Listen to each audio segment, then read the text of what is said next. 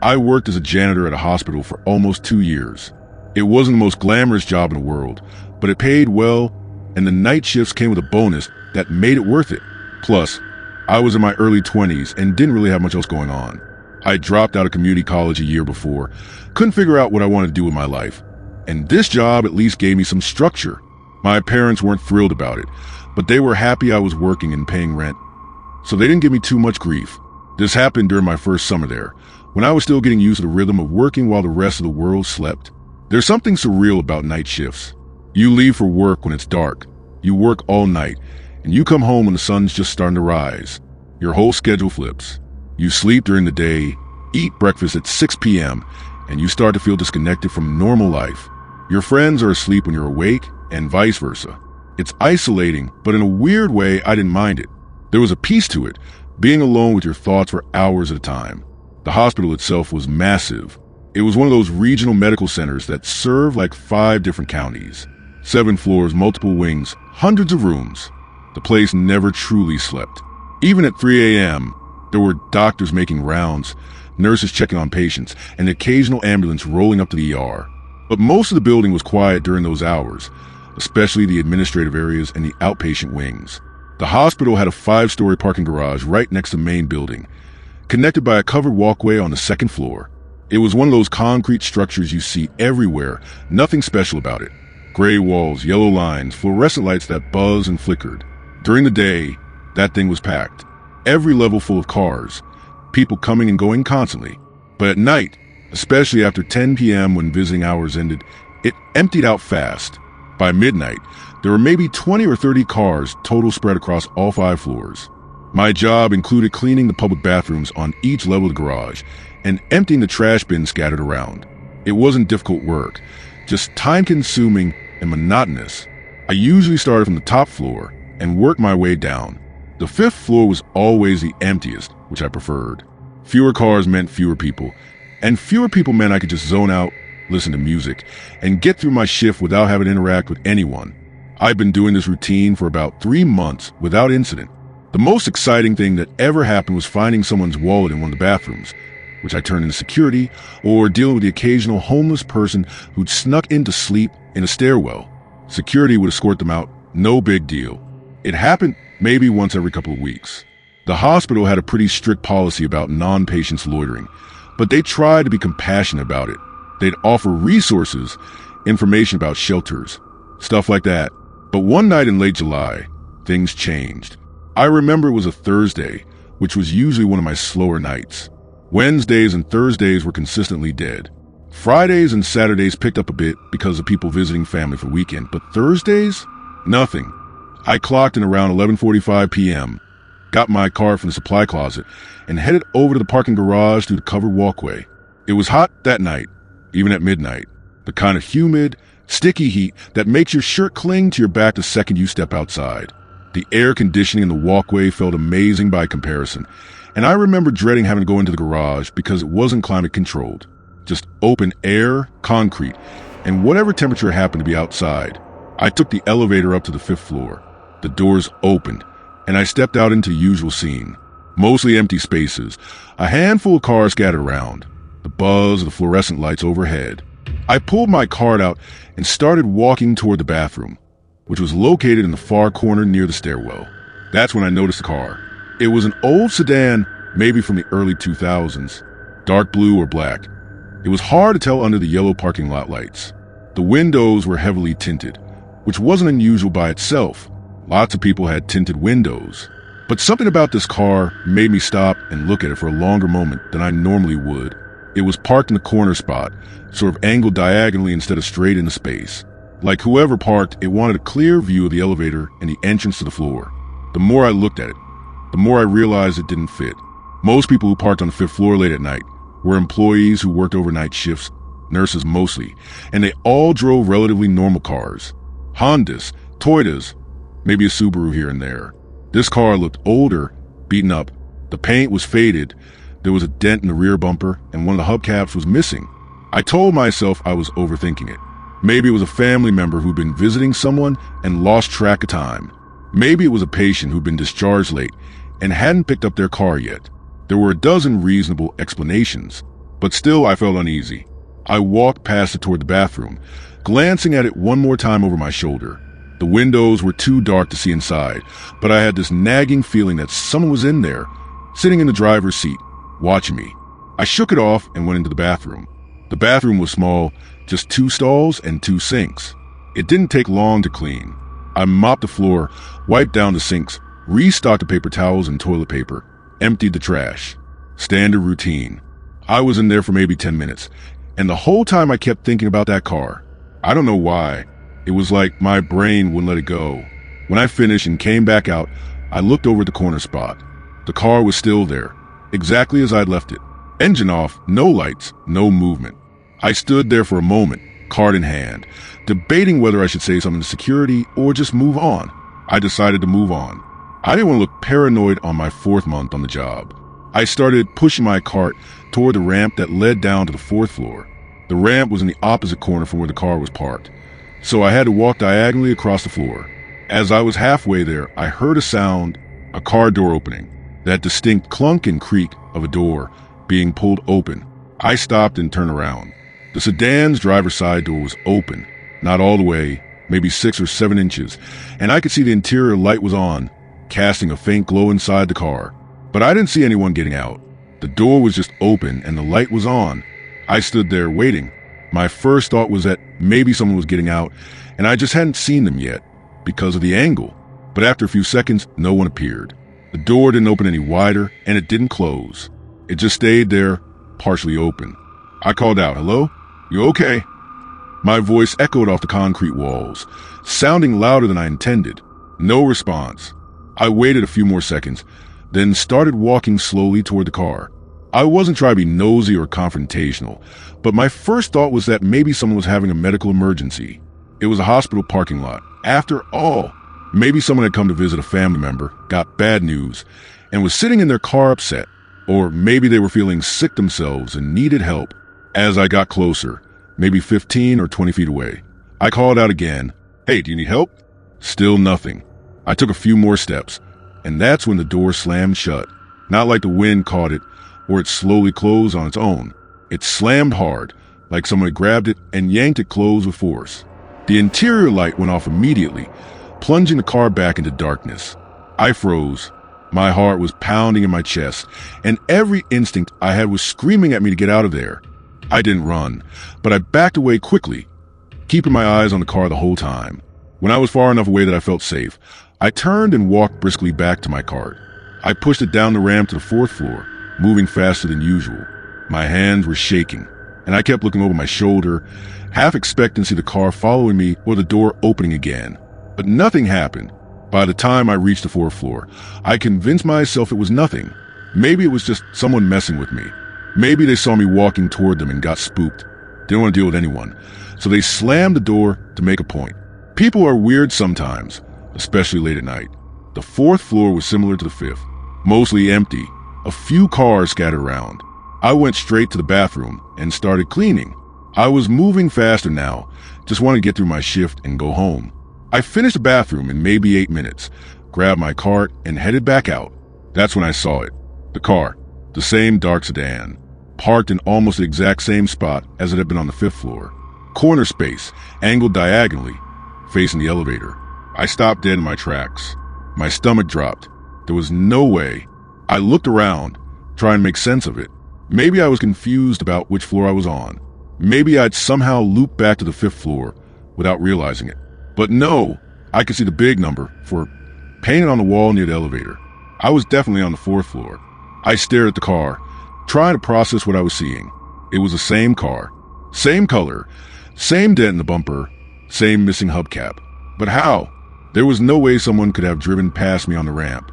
I would have seen them, heard them, and even if they had somehow managed to slip past me, why would they park in the exact same type of spot on the next floor down? My hands were shaking again, worse this time. I pulled out my phone and checked the time, trying to ground myself in something concrete. It was 12:47 a.m. Only about 15 minutes had passed since I'd been on the 5th floor. I didn't go near the car. I just grabbed my cart and started heading toward the ramp to the 3rd floor. I was walking fast, almost jogging, my cart rattling loudly on the concrete. I kept glancing back over my shoulder, expecting to see the car's headlights turn on or the door open again, but nothing happened. It just sat there, dark and silent.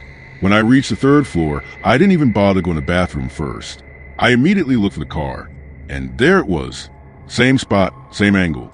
My heart was racing so fast, I thought I might pass out. This wasn't possible.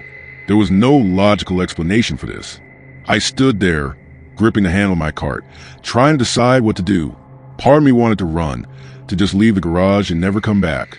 But another part of me, the part that was trying desperately to stay rational, told me I needed to call someone. I needed to report this. I pulled out my phone and called my supervisor, a guy named Derek. He was in his 50s, kind of grumpy, but generally reasonable. The phone rang 4 times before he picked up. Yeah. He sounded annoyed, like I'd woke him up even though he was technically on the clock. Hey, Derek, it's me. I'm in the parking garage, and something really weird is happening. What kind of weird? He sounded more alert now, but still skeptical. I explained everything as clearly as I could. The car on the 5th floor, the door opening and slamming shut. Seeing the same car on the 4th floor and then the 3rd. I tried to keep my voice steady, but I could hear the panic creeping in. There was a long pause on the other end. Then Derek sighed. Are you sure it's the same car? Yes, I'm positive. Same dent, same missing hubcap, everything. Another pause. All right, stay where you are. I'll send security up to check it out. Just stay on the 1st floor until someone gets there, okay? Okay. I hung up and started heading for the stairs. I wasn't waiting for the elevator. I took the stairs 2 at a time, my footsteps echoing loudly in the stairwell. When I burst through the door to the 1st floor, I stopped. The car was there, parked in the corner. Same spot, same angle. I didn't go near it. I stood by the stairwell door, my back pressed against the wall, staring at it. The overhead lights flickered slightly, casting strange shadows across the concrete. I kept my phone in my hand, ready to call 911 if I needed to. It felt like an eternity, but it was probably only 5 or 6 minutes before I saw the security guard's golf cart pull onto the 1st floor. He parked near the entrance and walked over to me, a flashlight in one hand. You the one who called about the car? He asked. His name tag said Rodriguez. He was younger than I expected, maybe late 20s, with a bored expression on his face. Yeah, that's it. I pointed at the sedan. That car has been following me down from the 5th floor. He looked at me like I was crazy. Following you? I know how it sounds, but I swear, it was on the 5th floor, then the 4th, then the 3rd, and now it's here. Rodriguez walked over to the car, shining his flashlight through the windows. He walked around the perimeter slowly, checking each door. Then he came back. It's empty. No one inside. Doors are locked. Did you check the plates? I'll run them, but I'm telling you, there's nothing here. I watched as he went back to his cart and used his radio to call on the license plate. After a minute or two, he walked back over. Car is registered to someone in Fort Worth. Nothing suspicious. No warrants, no reports. What about the security cameras? I asked, can you check the footage? He scratched his head. Yeah, I can try, but those cameras are pretty old. They don't always work. He walked back to his cart and spent a few minutes on his laptop, presumably checking the footage. When he came back, his expression had changed slightly. He looked uncomfortable. So, there's a problem with the cameras tonight. What kind of problem? They're not working. All 5 floors. The footage is corrupted, just static. A chill ran down my spine. What do you mean corrupted? I don't know, man. It happens sometimes. Old system, bad wiring, who knows? But there's no footage from the garage tonight. I stared at him, waiting for him to say he was joking, but he wasn't. He looked genuinely confused, but not nearly as freaked out as I was. Look, he said, I'll file a report about the car. If it's still here in the morning, we'll have it towed. But there's nothing else I can do right now. Are you serious? You're just going to leave it here? It's a parked car. There's no one inside. I can't just tow someone's car because you think it was following you. I wanted to argue, but I knew it was pointless. He thought I was overreacting, and maybe I was. Maybe there was some explanation I wasn't seeing. But I couldn't shake the feeling that something was very, very wrong. Rodriguez left, and I stood there alone on the 1st floor, staring at the car. I should have finished my shift, but I couldn't do it. I couldn't stay in that garage another second. I pulled out my phone and texted Derek, telling him I wasn't feeling well and needed to leave early. He didn't respond, which I took as permission. I walked out of the garage through the main entrance, not looking back. As I reached the covered walkway, I couldn't help myself. I glanced back one more time toward the first floor of the garage. The car was gone. I stopped walking. My breath caught in my throat. The corner spot where it had been parked was empty, just an empty space under a flickering light. I didn't go back to check. I just kept walking, faster now, until I reached my own car in the employee lot. I got in, locked the doors, and sat there for a few minutes, trying to calm down. The next day, I asked Derek if security had found anything else. He said they'd checked the footage again in the morning, and it was still corrupted. No explanation. He also said there was no car matching that description found in the garage when the day's shift started. It was like it had never been there. I kept working at that hospital for another year and a half, but I never worked the parking garage alone again. I always made sure someone else was with me, even if it meant waiting for another janitor to finish their rounds. I told a few co-workers about what happened, but most of them just laughed it off or said I must have been seeing things because I was tired. But I know what I saw. That car followed me down 5 floors, and there's no rational explanation for how it did that. I've thought about it 1,000 times, try and come up with some logical answer, but I can't. And the corrupted camera footage, that's the part that still bothers me the most, because it feels like whatever was happening that night didn't want to be recorded. I still drive past that hospital sometimes, and whenever I do, I glance at the parking garage. Part of me wonders if that car is still there, parked in some corner spot, waiting for the next person to notice it.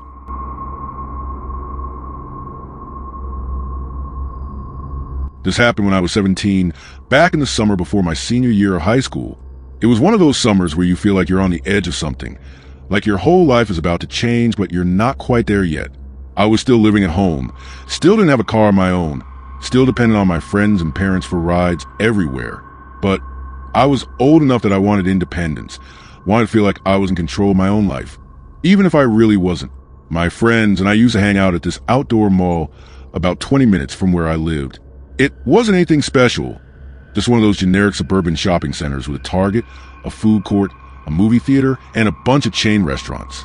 But it was the only place to go in our boring town if you didn't want to just sit around someone's house all night. Most weekends, we'd end up there, walking around, getting food, maybe catching a movie if there was anything good playing.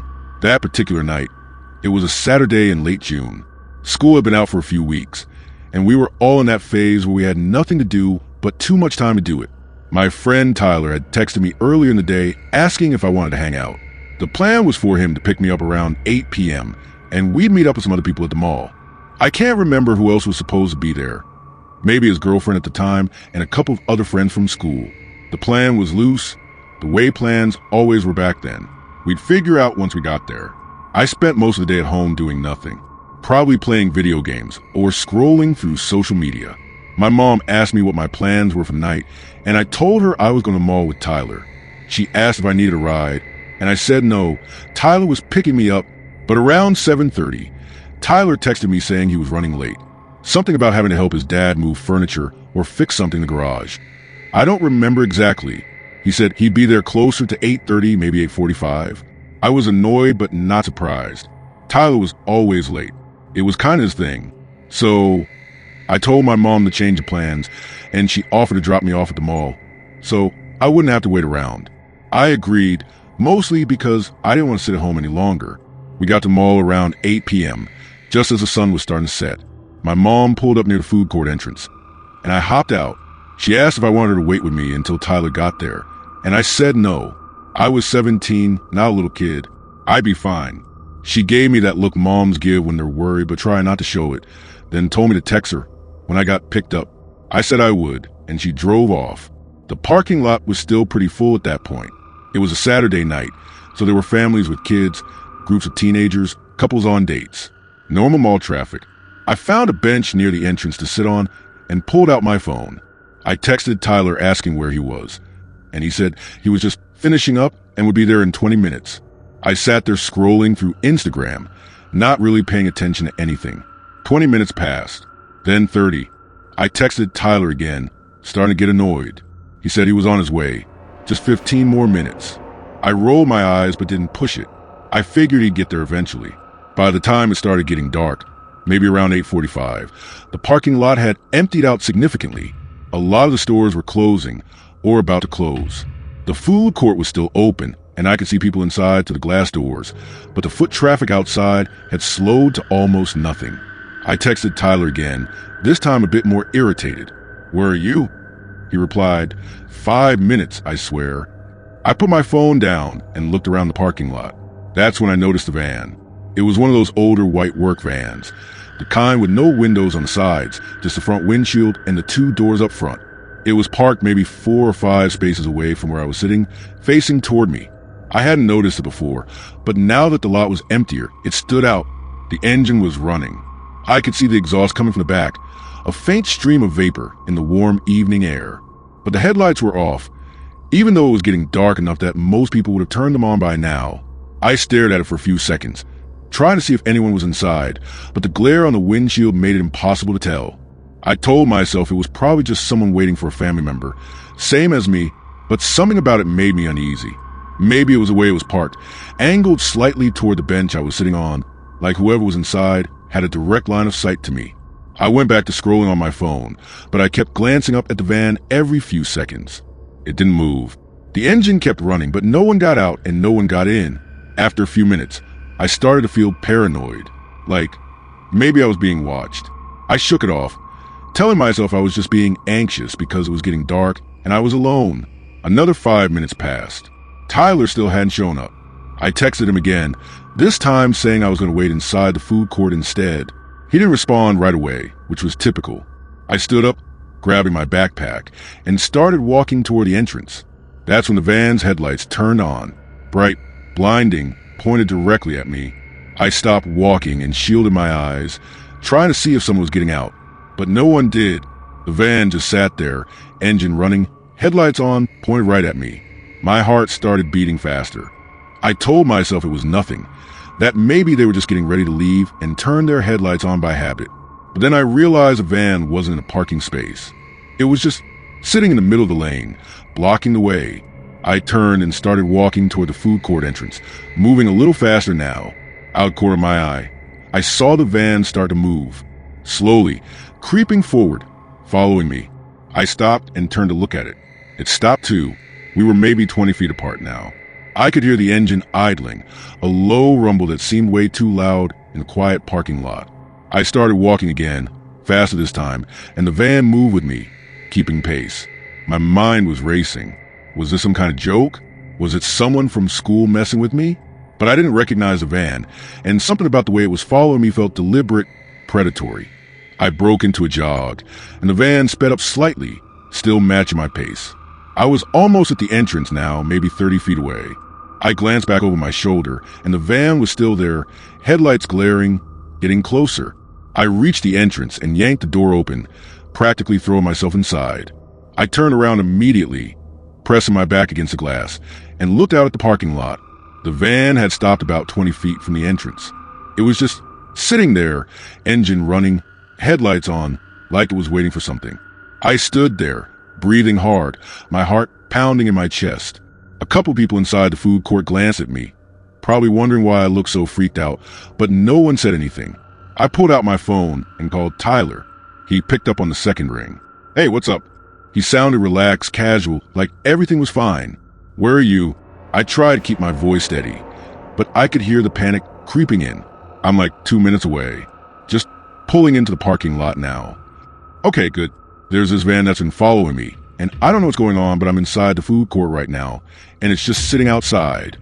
"What? A van? What do you mean following you?" "I mean it literally followed me across the parking lot." "I'm freaked out, Tyler. Just get here." Okay.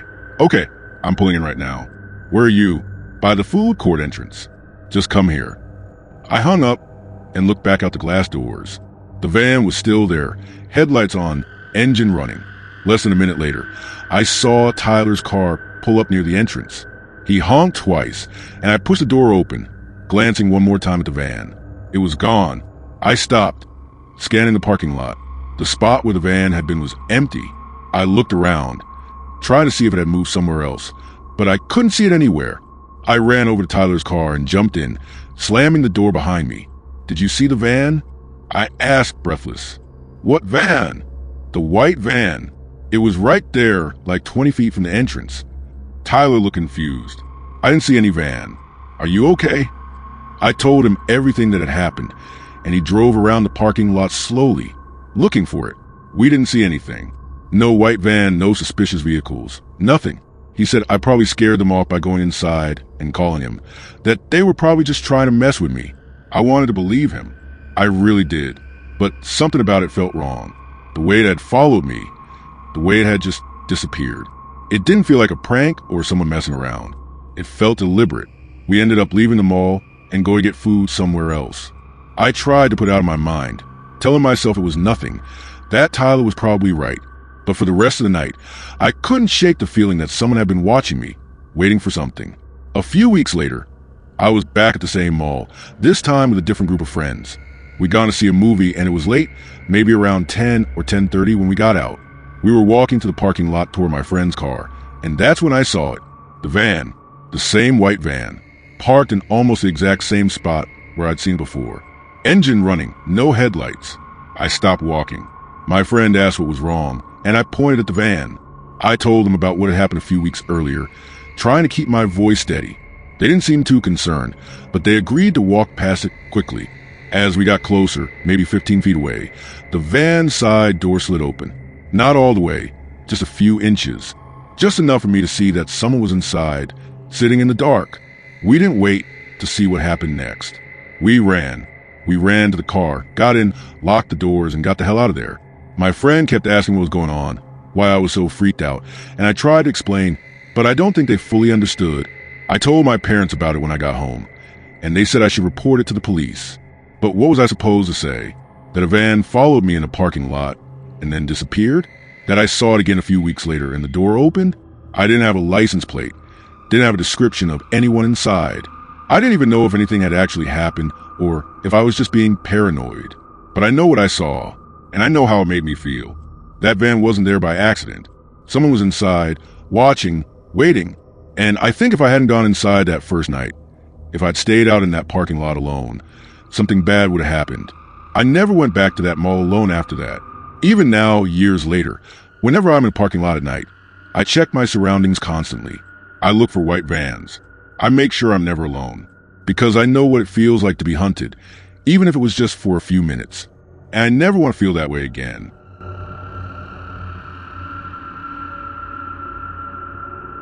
I travel a lot for work, or at least I used to, before everything shifted to remote meetings and Zoom calls. But back in 2019, I was on the road constantly. Sales conferences, client meetings, training seminars, you name it.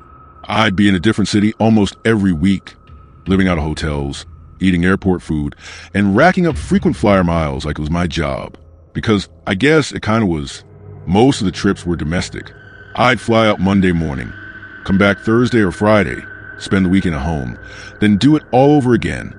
It was exhausting, but I didn't mind it at the time. I was in my late 20s, single, no kids, no real responsibilities outside of work, and the company paid well. So I figured I might as well take advantage of it while I could. This particular trip was to Los Angeles for a 3-day conference. Tech industry stuff, nothing exciting. Just a lot of people in business casual standing around talking about software solutions and market strategies. I'd been to dozens of these things, and they all kind of blurred together after a while. The conference ended on a Wednesday night, and I booked a red-eye flight back to Dallas. I hate red-eyes, but they're cheaper, and my company started cracking down on travel expenses, so I didn't have much choice. My flight was scheduled to leave at 11:30 p.m., which meant I'd land in Dallas around 5 a.m. local time. The flight itself was uneventful. I slept for maybe an hour, woke up with a stiff neck, and spent the rest of the time scrolling through emails on my phone. By the time we landed, I was exhausted. All I wanted was to get home, take a shower, and sleep for 12 hours straight. I grabbed my bag from the overhead compartment and shuffled off the plane with everyone else. The airport was eerily quiet that hour. Most of the shops and restaurants were closed, and there were only a handful of other passengers wandering around. I made my way down to baggage claim, grabbed my suitcase, and headed toward the exit.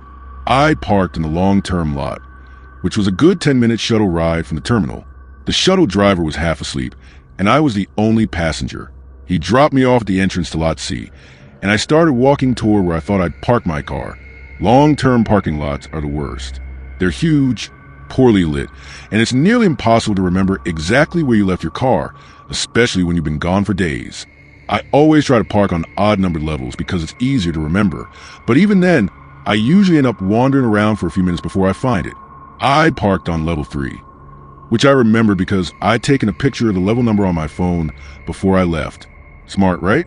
Except when I got to level 3 and pulled up the picture, I realized I hadn't taken a picture of the actual row or section number. Just a big 3 painted on the wall. Real helpful. I started walking down the main aisle, scanning for my car. It was a silver Honda Accord, pretty generic, which didn't help. There were a dozen other silver sedans scattered around the lot, and in the dim lighting, they all looked the same. After a few minutes, I finally spotted it. Row E, about halfway down. I felt a small wave of relief and started walking toward it, pulling my keys out of my pocket. That's when I heard it. Footsteps. Not close, but not far either. Steady, deliberate. The sound of shoes on concrete. I stopped and listened, trying to figure out where they were coming from. They stopped too. I told myself it was just another traveler, someone else getting to their car at the same ungodly hour. But something about it made me uneasy. I started walking again, a little faster this time, and the footsteps started up again too, matching my pace. I reached my car and popped the trunk, throwing my suitcase in as quickly as I could. I slammed the trunk shut and got into the driver's seat, locking the doors immediately. I sat there for a second, catching my breath, my heart beating a little faster than it should have been. I looked around through the windows, trying to see if anyone was nearby. The lot was mostly empty, just a handful of cars scattered across the level. I didn't see anyone. I started the engine and put the car in reverse. As I was backing out of the spot, I glanced in my rear view mirror and froze. There was a man standing maybe 20 feet behind my car, just standing there, hands in his pockets, staring directly at me. He was wearing a dark jacket and jeans. His face was partially shadowed, but I could see enough to know he was looking right at me, not glancing in my direction, not casually observing, staring. My first instinct was to get out of there as fast as possible. I reversed out of the spot, probably faster than I should have, and started driving toward the exit ramp. I kept checking my rear view mirror, and the man was still standing there, same spot, same position. He didn't move. He just watched me drive away.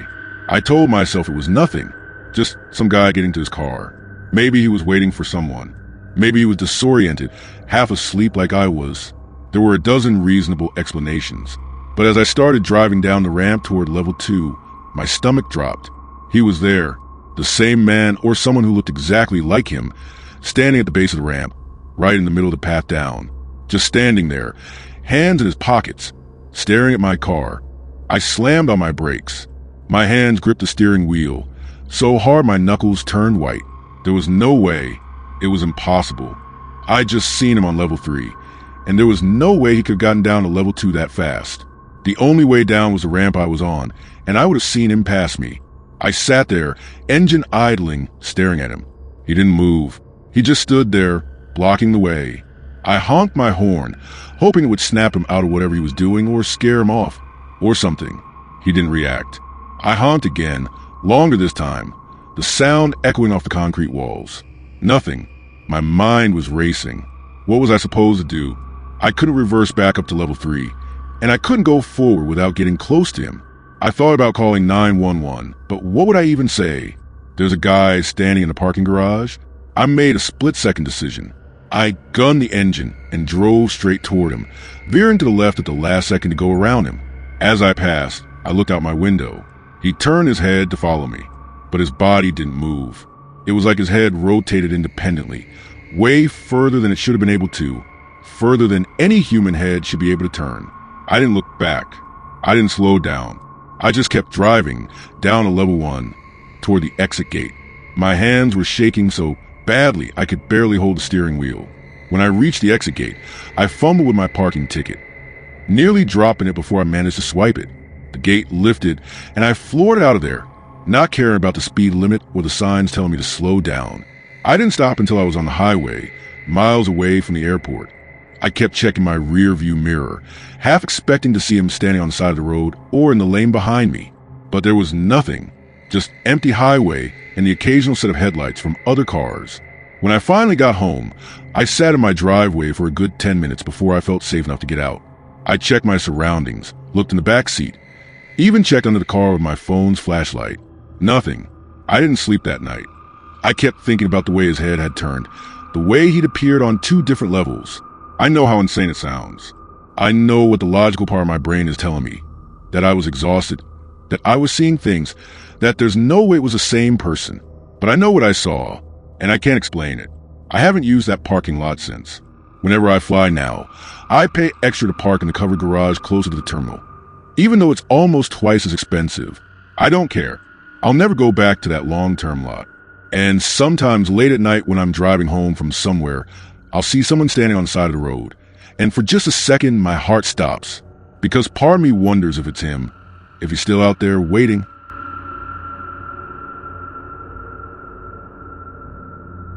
I lived in a pretty standard apartment complex for about 3 years, from 2016 to 2019. It was one of those 6-story buildings you see all over the place in mid-sized cities. Nothing fancy, nothing terrible. Just middle-of-the-road affordable housing for young professionals who couldn't afford to buy a house yet. The rent was reasonable, the location was convenient for my commute, and the building had basic amenities like a gym and a pool, though I never used either. The complex had an underground parking garage with 2 levels. When I first moved in, I was assigned a spot on the lower level, all the way in the back corner. I remember being annoyed about it because it meant I had to walk past rows and rows of cars to get to the elevator, especially late at night, when barely anyone else was down there. I'd requested a spot closer to the elevator, but the management said those were all taken and I'd have to wait for one to open up. It never did. For the first 2 years, nothing unusual ever happened. Sure, the garage was creepy at night. The fluorescent lights flickered constantly. There was always this faint smell of exhaust and damp concrete, and the acoustics made every little sound echo in weird ways. But it was just a parking garage. I got used to it. Things started getting strange about 6 months before I moved out. It began with my car alarm. It would go off randomly in the middle of the night, that annoying beeping sound that would jolt me awake.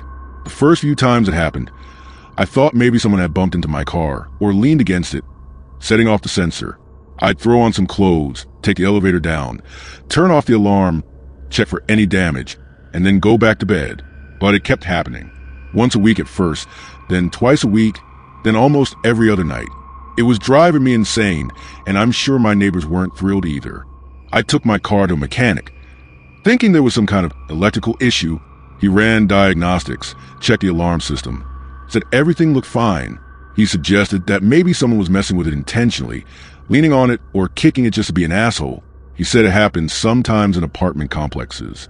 I filed a complaint with the building management, explaining the situation and asking if they could check the security cameras in the garage. They said they'd look into it. But a week later, they told me the cameras in the garage weren't working properly and hadn't been for months. Something about the system being outdated, and them waiting on parts to fix it. Convenient. The alarms kept going off.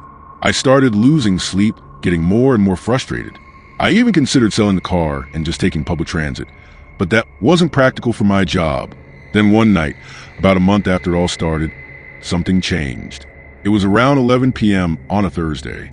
I'd just gotten home from work, exhausted from a long day, and I was getting ready for bed when I heard it. My car alarm, echoing faintly through my window. I groaned, seriously considering just letting it beep until it stopped on its own. But I knew that wasn't an option. My neighbors would complain, and I'd probably get a noise violation from the building. So I dragged myself out of bed, threw on some shoes and a hoodie, and headed down to the garage. The elevator ride down felt longer than usual. When the doors opened, I stepped out into the familiar dim lighting and stale air of the lower level. My car was all the way in the back corner, and I started walking toward it, keys in hand. As I got closer, I noticed something. The alarm had stopped. I could see my car in the distance, and the lights weren't flashing anymore. Everything was quiet. I slowed down, confused. The alarm usually beeped for at least a couple of minutes before timing out. I'd only been in the elevator for maybe 30 seconds, not nearly long enough for it to stop on its own. I kept walking a little more cautiously now. When I was about 20 feet from my car, I heard something, a scraping sound, metal on metal. I stopped, straining to listen. There was again, a slow, deliberate scraping, like someone was dragging something sharp along the surface. My heart started beating faster. I pulled out my phone and turned on the flashlight, shining it toward my car. That's when I saw him, a man, crouched down next to my driver's side door. He had something in his hand, something metallic and pointed, and he was dragging it along the paint, leaving a long, deep scratch. "Hey!" I shouted, my voice echoing off the concrete walls. "What the hell are you doing?" The man stopped immediately. He stood up slowly and turned toward me. He was wearing a hoodie. The hood pulled up over his head, and his face was partially obscured in shadow. But I could see his eyes. They were wide, unblinking, staring directly at me. He didn't say anything. He just stood there, holding whatever he'd been using to scratch my car. In the dim light, it looked like a screwdriver or maybe a knife. "I'm calling the police," I said, pulling out my phone and holding it up. That's when he started walking toward me. Not running, just walking. Slow, deliberate steps, like he had all the time in the world. I backed up, my pulse racing. "Stay away from me." He didn't stop. He kept coming, his footsteps echoing loudly in the empty garage. I turned and ran. I didn't think. I just ran back toward the elevator. I could hear his footsteps behind me, matching my pace, getting closer. I reached the elevator and slammed my hand against the button, hitting it over and over, willing the doors to open. I glanced over my shoulder. He was maybe 15 feet away now, still walking toward me with that same slow, steady pace. The elevator doors finally opened, and I threw myself inside, hitting the close door button repeatedly. The door started to close, agonizingly slow. I could see him through the shrinking gap. He was right outside now, just a few feet away. He raised his hand and pressed it against the elevator door, leaving a smear of something dark on the metal. Blood, maybe, or grease. I couldn't tell. Then the doors closed. I stood in the elevator, breathing hard, my whole body shaking. I pulled out my phone and dialed 911 with trembling hands. 911, what's your emergency? There's someone in my apartment building's parking garage. He was vandalizing my car and he chased me. I'm in the elevator right now. Are you safe? Are you injured? I'm not injured, but I don't know if he's still down there. The operator asked for my address and told me to stay on the line. She said officers were on their way. I rode the elevator up to my floor, got off, and ran to my apartment, locking the door behind me. I stayed on the phone with the operator until she told me the police had arrived. About 20 minutes later, there was a knock on my door. I looked through the peephole and saw 2 uniformed officers. I let them in, and they asked me to describe what had happened. I told them everything, trying to stay calm. They went down to the garage to check it out. When they came back, they said no one was there. The man was gone, but they did find scratches on my car, deep ones, all along the driver's side door and the hood. They took photos and filed a report, but they said without security camera footage or a better description, there wasn't much they could do. I asked if they could check the exits, see if anyone had left the building recently. They said they'd try, but the building didn't have cameras in most areas, and the garage exits didn't require key cards to leave, so there was no way to track who'd gone in or out. I didn't sleep that night. I kept hearing footsteps in the hallway, kept checking the locks on my door, kept looking out the window to see if anyone was standing in the parking lot below. The next morning, I called the building management and told them what had happened. They were apologetic, said they'd increase security patrols, but that was about all they could offer. I asked again about the security cameras, and they gave me the same excuse about waiting on parts. Over the next few weeks, I became paranoid. Every time I had to go down to the garage, I'd check my surroundings constantly. I started carrying pepper spray in my pocket. I'd walk quickly, keys in hand, and I'd never go down there alone late at night if I could help it. My car alarm didn't go off anymore after that night, which, in a way, was almost more unsettling, because it felt like whoever had been doing it had gotten what they wanted, whatever that was. I moved out 2 months later. The lease wasn't up, but I didn't care. I paid the early termination fee and found a new place with above-ground parking and actual working security cameras. I never found out who that man was or why he targeted me. Was it random? Had he been watching me? Was he the one setting off my car alarm all those weeks, waiting for me to come down alone? I don't know, and I don't want to know. All I know is that I never felt safe in that building again. And sometimes, even now, when I'm parking somewhere late at night, I'll scan the area for anyone lurking, anyone watching, because I know what it feels like to be hunted in a place where you're supposed to feel safe. And I never want to feel that way again.